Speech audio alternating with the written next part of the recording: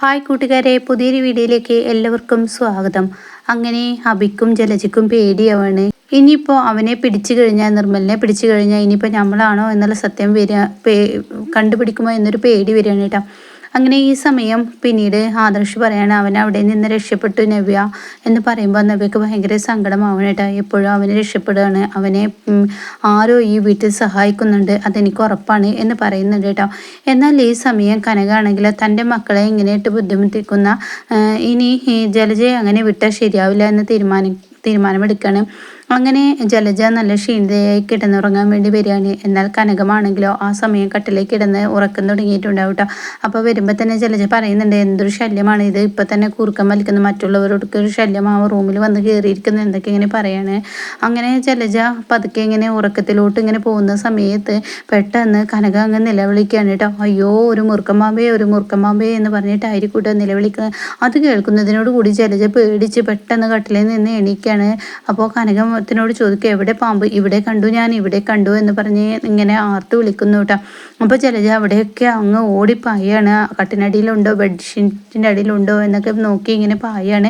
ഈ സമയം കനക അവിടെ നിൽക്കുകയാണ്. എന്നാൽ ഈ സമയം കനകത്തിനോട് ജലജ വന്നിട്ട് ചോദിക്കും, എവിടെ പാമ്പ്? നിങ്ങളോടല്ലേ ചോദിക്കുന്നത് എന്ന് പറഞ്ഞ ഉടനെ കനകം പറയാണ്, അതെ, ഞാൻ ഉറക്കത്തിൽ സ്വപ്നം കണ്ടതാണ് മൂർഖം പാമ്പിനെ, അല്ലാതെ ഇവിടെയൊന്നും ഇല്ല എന്ന് പറയണേ. അപ്പോൾ ഉടൻ തന്നെ ഈ വട്ട് സ്ത്രീയുടെ കൂടെ കിടന്ന ഈശ്വര, ഞാനും കൂടി വട്ടാവും. ഇവരെ എന്തെങ്കിലും പറഞ്ഞു കഴിഞ്ഞാൽ ഇവിടുത്തെ അമ്മയും അച്ഛനും എന്നെ വഴക്ക് പറയത് കൊണ്ടൊന്നും പറയാനും പറ്റില്ലല്ലോ, വല്ലാത്തൊരു മാനസികാവസ്ഥയിലാണോ ഞാൻ വന്നു പെട്ടിരിക്കുന്നത് എന്ന് പറയാനേട്ടോ.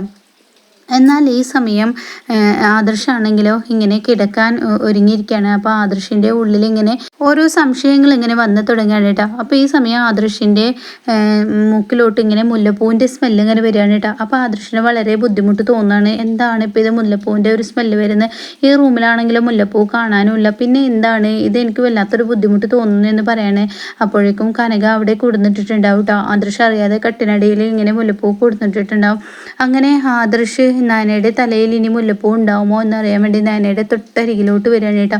ഈ സമയം നാന പെട്ടെന്ന് അങ്ങ് കണ്ണു തുറക്കുകയാണ്. അതേസമയം ആദർശിനോട് എന്താ എന്ന് ചോദിക്കുമ്പോൾ ഒന്നുമില്ല എന്ന് പറയുമ്പോൾ, പിന്നെ എന്തിനാ നിങ്ങൾ ഉറക്കത്തിൽ നിന്ന് എണീറ്റ് എൻ്റെ അടുത്തോട്ട് വരുന്നതെന്ന് പറയുമ്പോൾ അവിടെ നാന ഞാൻ ആദർശ് ഞാൻ നിൻ്റെ അടുത്തോട്ടൊന്നും വന്നില്ല, നിനക്ക് തോന്നിയതാണ്, നിങ്ങൾ മൂർത്തി സിലറിയുടെ വലിയ MD ഒക്കെ തന്നെ ആയിരിക്കും, പക്ഷേ ഇവിടെ സ്വാതന്ത്ര്യത്തോടു കൂടി എന്നെ ഉറങ്ങാനൊന്ന് സമ്മതിക്കണം, നിങ്ങൾ ഇത്ര ചീപ്പാണെന്ന് അറിഞ്ഞില്ല എന്ന് പറയുമ്പോൾ നാന വേണ്ടാത്ത സംസാരിക്കണ്ട എന്ന് പറയട്ടോ. അപ്പോഴേക്കും നാന പറയാണ്, പിന്നെ നിങ്ങൾ എന്തായി കാണിച്ചതെന്ന് പറയട്ടോ. അങ്ങനെ ആദർശ് പറയാണ്, എനിക്കെന്തോ ഉറക്കം കിട്ടുന്നില്ല, ഞാൻ ഇതിൻ്റെ തലയിൽ മുല്ലപ്പൂ ചൂടിയുണ്ടോ എന്ന് അറിയാൻ വേണ്ടിയിട്ടാണ് ഇന്ന് വല്ലാത്തൊരു അസ്വസ്ഥത എന്ന് പറഞ്ഞിട്ട് വീണ്ടും ആദർശ് നാനയുടെ അടുത്തോട്ട് ചെല്ലുമ്പോൾ നാനയുടെയും ആദർശിൻ്റെയും നെറ്റി തമ്മിൽ മുട്ടാണ് കേട്ടോ. അതോടുകൂടി ആദർശ് നാനയെ ഇങ്ങനെ നോക്കിയിരിക്കുകയാണ്. അപ്പോൾ നാന രണ്ടുപേരും മനസ്സുകൾ തമ്മിലുള്ള ആ ഹിമ വെട്ടാതെ ഇങ്ങനെ നോക്കിക്കൊണ്ടിരിക്കുകയാണ് കേട്ടോ. പിന്നീടാണെങ്കിലോ പിറ്റേ ദിവസം രാവിലെ ആകുമ്പോൾ കനകം തൻ്റെ മക്കൾക്ക് വേണ്ടി ജ്യൂസ് അടിച്ചിരിക്കുകയാണ്. അപ്പോൾ നവ്യക്ക് കൊടുക്കാൻ വേണ്ടിയിട്ടാണ് ഈ ജ്യൂസ് അടിച്ചിരിക്കുന്നത്. അപ്പോൾ നല്ല അടിപൊളി ജ്യൂസ് തന്നെയാണ് നവ്യക്ക് കൊടുക്കുന്നത്. അപ്പോൾ അതിൽ ചെറിയൊരു വെറൈറ്റി ഒക്കെ ആക്കി തൻ്റെ മകൾ കഴിക്കട്ടെ എന്ന് കരുതിയിട്ട് തൻ്റെ മകൾക്ക് കൊടുക്കുന്ന സമയത്ത് നാന നീയും കൂടി കഴിക്കടി എന്ന് നവ്യ പറയാണ്. അപ്പോൾ ഉടൻ തന്നെ നാന പറയണേ എനിക്കൊന്നും വേണ്ട എന്ന് പറയുമ്പോൾ, അത് പറഞ്ഞാൽ പറ്റില്ല, നീയും കൂടി കഴിക്കുക, എന്നാലും എൻ്റെ ചേച്ചിക്ക് സമാധാനം ഉണ്ടാവുള്ളൂ, നീയും കൂടി കഴിക്കുക എന്ന് പറഞ്ഞ് കനകം നാനയെ കൊണ്ട് കുടിപ്പിക്കുകയാണ് കേട്ടോ. അങ്ങനെ അത് കുടിച്ചത് മുതൽ നാനക്ക് ഇങ്ങനെ വൊമിറ്റ് ചെയ്യാനുള്ള ആ ഒരു ഇതിങ്ങനെ വന്നുകൊണ്ടിരിക്കുകയാണ് കേട്ടോ. അങ്ങനെ പിന്നീട് നാന അവിടെ നിന്ന് ഓടിയിട്ട് പുറത്തോട്ട് വരികയാണ്. അപ്പോൾ കനകവും പിന്നാലെ ഓടി വരികയാണ്. ഈ സമയം നാന ഇങ്ങനെ വൊമിറ്റ് ചെയ്യാനുള്ള ആ ഒരു ഇതിങ്ങനെ ചെയ്തുകൊണ്ടിരിക്കുകയാണ്. വൊമിറ്റിങ് ചെയ്തു ഛർദ്ദിക്കുന്നുമുണ്ട് കേട്ടോ. അപ്പോൾ വല്ലാതെ മനം പുരട്ടുന്നത് കൊണ്ട് തന്നെ നാന ഇങ്ങനെ ഛർദ്ദിക്കുന്നത് കാണുമ്പോൾ ദേവയാനി പെട്ടെന്ന് അവിടെ വരികയാണ്. അപ്പോൾ കനകത്തിന് ഒരു ഐഡിയ തോന്നുകയാണ്, അങ്ങനെ അങ്ങ് വിട്ടാൽ പോരല്ലോ, ഇവരെ തമ്മിൽ അടുപ്പിക്കാൻ ഇതൊക്കെ തന്നെ വഴിയുള്ളൂ, ഇവരെന്തായാലും ഒരു ജീവിതം തുടങ്ങിയിട്ടില്ലെന്ന് പറഞ്ഞു. അപ്പോൾ എന്തായാലും ഇനിയിപ്പോൾ അമ്മ മുഖേന ഇത് അറിഞ്ഞു കഴിഞ്ഞാൽ തീർച്ചയായും അത് അംഗീകരിക്കും എന്നൊരു തോന്നൽ കനകത്തിൻ്റെ ഉള്ളിൽ തോന്നിയിട്ട് നാനങ്ങനെ ഛർദ്ദിക്കുമ്പോൾ അവിടെ ദേവയാനി വന്ന് ചോദിക്കുകയാണ്, എന്ത് പറ്റി അവൾക്ക് എന്ന് ചോദിക്കാനായിട്ട്. അപ്പോൾ അത് കേൾക്കുന്നതിനോട് കനകം ഇങ്ങനെ പറയാണ്, എല്ലാവർക്കും പറ്റുന്നത് തന്നെ അവൾക്കും പറ്റിയിട്ടുള്ളൂ എന്ന് പറയുമ്പോൾ നാന അപ്പോഴും ഛർദ്ദിച്ചു കൊണ്ടിരിക്കുകയാണ്. നാനക്കൊരു മറുപടി പറയാൻ കഴിയുന്നില്ല. താൻ ജ്യൂസ് കുടിച്ചിട്ടാണ് ഇത് ഉണ്ടായിരിക്കുന്നതെന്ന് നാനക്ക് പറയാൻ തോന്നുന്നില്ല. അപ്പോഴും ഇങ്ങനെ ഛർദ്ദിക്കുകയാണ്. എന്നാൽ കനകം വീണ്ടും കനകത്തിനോട് നിങ്ങൾ എന്താ ഈ പറയുന്നത്, എല്ലാവർക്കും ഉണ്ടാകുന്ന ഛർദ്ദിലാണ് ഉണ്ടായിരിക്കുന്നതെന്ന് നിങ്ങൾ പറഞ്ഞു, എന്താണത് എന്ന് എനിക്ക് മനസ്സിലായില്ല എന്ന് ദേവയാനി പറയുമ്പോൾ വ്യക്തമാക്കി പറ എന്നിങ്ങനെ ദേവയാനി വീണ്ടും കനകത്തിനോട് ആവശ്യപ്പെടുമ്പോൾ കനകം പറയാണ്, അതെ നമുക്കൊക്കെ ഉണ്ടായില്ലേ ആ ഒരു തന്നെ, അവൾ ഗർഭിണിയാണെന്ന് പറയാം കേട്ടോ. അപ്പോൾ ഇത് കേൾക്കുന്നതോടുകൂടി നയനയെ ആകെ ഞെട്ടിപ്പോവാണ്. ഇത് കേട്ടിട്ടാണ് ആദർശ് വരുന്നത്. ഈശ്വര എന്നുള്ള ഭാവത്തിൽ ആദർശ് ഞെട്ടലോടുകൂടി നോക്കി നിൽക്കുമ്പോൾ അവിടെ ദേവയാനി ആദർശിനെ ഇങ്ങനെ തുറിച്ച് നോക്കുകയാണ് കേട്ടോ. തൻ്റെ മകൻ തന്നെ കബളിപ്പിച്ചോ എന്ന ഭാവത്തിൽ ഇങ്ങനെ നോക്കുകയാണ്. എന്നാൽ കനകാണെങ്കിൽ പൊട്ടിച്ചിരിക്കുകയാണ്, സൈഡിലോട്ട് നിന്ന് തിരിഞ്ഞ് ചിരിക്കുകയാണ്.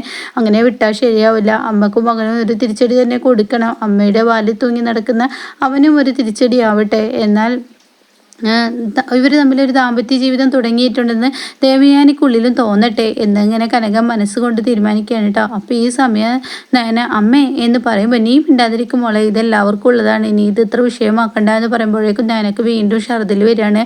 അപ്പോൾ ഉടൻ തന്നെ ഈ ഛർദിക്കൽ തുടങ്ങുമ്പോൾ അവിടെ നിന്ന് ദേവയാനി പെട്ടെന്ന് അങ്ങ് പോകുമ്പോൾ ആദർശ് ഓടി തൻ്റെ അമ്മയുടെ കൂടെ പോവാണ്. അമ്മയെ എനിക്ക് പറയാനുണ്ടെന്ന് പറയുമ്പോൾ നീ ഒന്നും പറയണ്ട, നീ പറയാനുള്ളതൊക്കെ നയനെ കാണിച്ചു തന്നു, ഇനി നീ മിണ്ടാതിരിക്കും എന്ന് പറയാണ്. അപ്പൊ ഇത് കേൾക്കുന്നതിനോട് കൂടിയിട്ട് ആദർശിന് ഇങ്ങനെ പേടിയാവാണ്. തൻ്റെ അമ്മ ഇല്ല അമ്മേ ഞങ്ങൾ തമ്മിൽ അങ്ങനെ ഒരു ദാമ്പത്യ ജീവിതം ഉണ്ടായിട്ടില്ല എന്ന് പറയാണ്.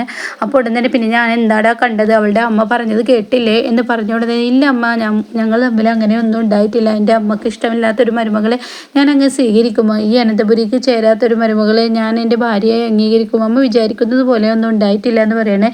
എന്നാൽ ഈ സമയം കനകത്തിനോട് നയനെ ചോദിക്കുകയാണ്, അമ്മ എന്തിനാ ഞാൻ ഗർഭിണിയാണെന്ന് പറഞ്ഞത്, ഞാൻ ആ ജ്യൂസ് കുടിച്ചത് കൊണ്ടല്ലേ ഛർദ്ദിച്ചത്, പിന്നെ എന്തിനാ അമ്മ കള്ളം പറഞ്ഞതെന്ന് പറയുമ്പോൾ എടി അങ്ങനെ ഇരിക്കട്ടെ, ഇടയ്ക്കൊക്കെ ആ ദേവയാനിക്കും ആദർശിനും ഇങ്ങനെ ഒരു കൊട്ടു കൊട്ടിയാൽ അവർ നിന്നോട് സ്നേഹം ഉണ്ടാവുള്ളൂ, അവർക്ക് കാര്യങ്ങൾക്ക് നിന്നെ വേണം, എന്നാൽ നിന്റെ വിഷമവും ഇതും മനസ്സിലാക്കാൻ കഴിയുന്നില്ല, നീയും ആദർശം ഒരുമിച്ചൊരു ജീവിതം തുടങ്ങിയിട്ടുണ്ടെന്ന് അറിഞ്ഞു കഴിഞ്ഞാൽ ഇനി തീർച്ചയായും ദേവയാനിക്ക് അത് തീർക്കാനൊന്നും പറ്റില്ലല്ലോ, അതുകൊണ്ട് തന്നെ ദേവയാനി നിന്നെ അംഗീകരിക്കുമെന്ന് പറയാണ്. അപ്പോൾ ഉടൻ തന്നെ അമ്മേ ഇത്രയും വലിയ കടന്ന കളിയൊന്നും കളിക്കണ്ട, പണ്ട് നവ്യ ചെയ്തത് ഓർക്കുന്നുണ്ടോ, നവ്യ ഗർഭിണിയാണെന്ന് പറഞ്ഞ് ഇല്ലാത്ത ഗർഭത്തിൻ്റെ പേരിൽ നടന്നതുകൊണ്ട് തന്നെ എന്തെല്ലാം ദുരിതങ്ങൾ അനുഭവിച്ചു, അതൊക്കെ അമ്മ മറന്നോ എന്ന് പറയുമ്പോൾ ഈശ്വര അത് ശരിയാണല്ലോ, അതൊക്കെ മറന്നു എന്ന് പറയണേ. അപ്പോഴേക്കും ദേവയാനിയുടെ മുഖമൊക്കെ നന്നായി കയറിയിരിക്കുന്നു. ദേവയാനിക്ക് തൻ്റെ മകന് തന്നെ വഞ്ചിച്ചു എന്ന ആ ഒരു ഇതോട് കൂടി ഇരിക്കുമ്പോഴാണ് കനക അങ്ങോട്ടേക്ക് വരുന്നത്. നയനക്ക് പ്രത്യേകിച്ചൊന്നുമില്ല, അവള് ജ്യൂസ് കുടിച്ചതിൻ്റെ ആ ഒരു മനം പുരട്ടലാണ് അവൾക്ക് ഉണ്ടായിരിക്കുന്നത്, അല്ലാതെ അവൾ ഗർഭിണിയൊന്നുമല്ല എന്ന് പറയണം കേട്ടോ. അപ്പോൾ ഇത് കേൾക്കുന്നത് ദേവയാനിക്ക് ഒരുപാട് ആശ്വാസമാവാണ്.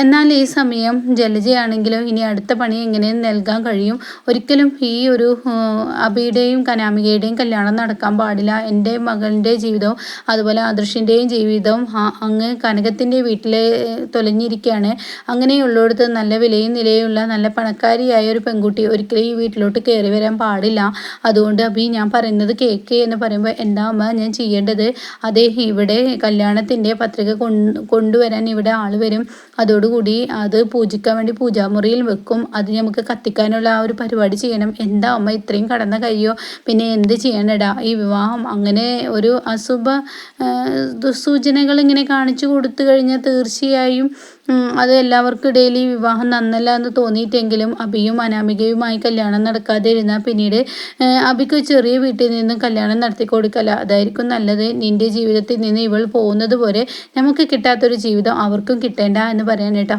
അങ്ങനെ ഒരു നിമിഷം ഇങ്ങനെ ദേവയാനി തൻ്റെ മരുമകൾ ഗർഭിണിയായി, ആദർശിൻ്റെ കുഞ്ഞാണ് അവളുടെ വയറ്റിലുള്ളത് എന്ന് ഓർത്തു പോകുന്ന കിടലൻ രംഗമാണ് കേട്ടോ ഇനി വരാനിരിക്കുന്നത്.